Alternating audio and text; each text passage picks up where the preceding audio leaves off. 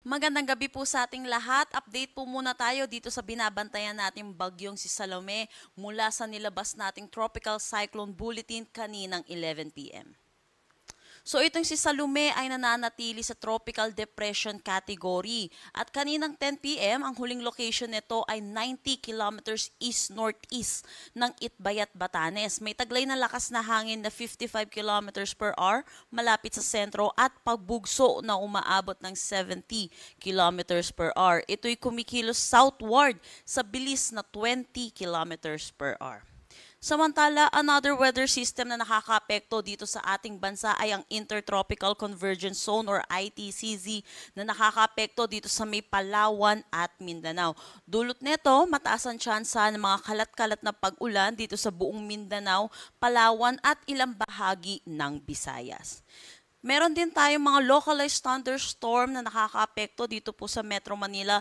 Yung naranasan po natin pag-ulan kaninang hapon ay dulot po ito ng localized thunderstorm at hindi ito dulot netong si Salome. Itong si Salome ay nakakaapekto lamang dito sa may extreme northern Luzon.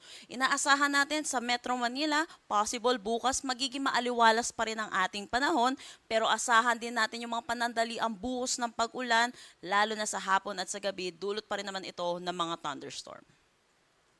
Ano po ba inaasahan nating track nitong si Salome? Nakikita natin bababa ito papunta po dito sa may Batanes. At inaasahan po natin within the next 12 hours possible po ngayong gabi or madaling araw po natin, posible itong mag-landfall or mag-close approach dito sa may Batanes. Samantala, nananatili naman siyang tropical depression category hanggang sa kanyang paglabas na ito'y magda-downgrade into a low pressure area habang papalabas na rin ng ating Philippine Area of Responsibility. Pero sa ngayon, hindi rin natin inaalis yung posibilidad ng na possible mag-intensify pa itong si Bagyong Salome into a tropical storm category. Patuloy po natin itong imo-monitor, kaya tutok tayo sa mga nilalabas na updates ng pag-asa. So na ngayon, patuloy pa rin ang tropical cyclone wind signal number 1 dito sa may Batanes, western portion ng Babuyan Islands at northwestern portion ng Ilocos Norte. Pinag-iingat po natin yung mga kababayan po natin dito sa mga nakatira po dito sa ating mga nasabing lugar dahil posible po yung malalakas na bugso ng hangin.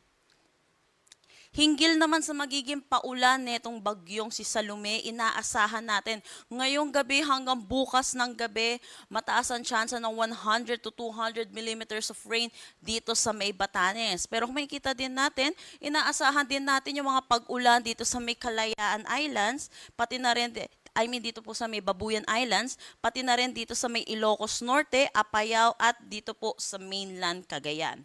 Gayon din dito sa bukas ng gabi hanggang Friday evening, inaasahan naman po natin mababawasan na yung mga pag-ulan na dulot nito ni Salome habang papalayo ito ng ating bansa.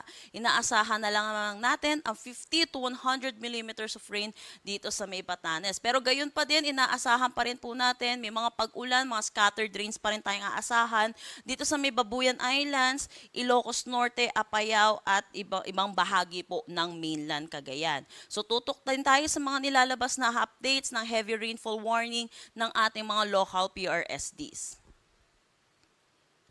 Para naman sa ating gale warning, may nakataas pa rin tayong gale warning dito sa may Batanes at Babuyan Islands. Kaya pinapaalalahanan po natin yung mga kababayan po natin, delikado po sa ngayon pumalaot dito po sa mga nasabi po nating coastal waters. At yan po muna yung update natin dito sa bagyong si Salome. Next update po natin ay mamayang 2 a.m.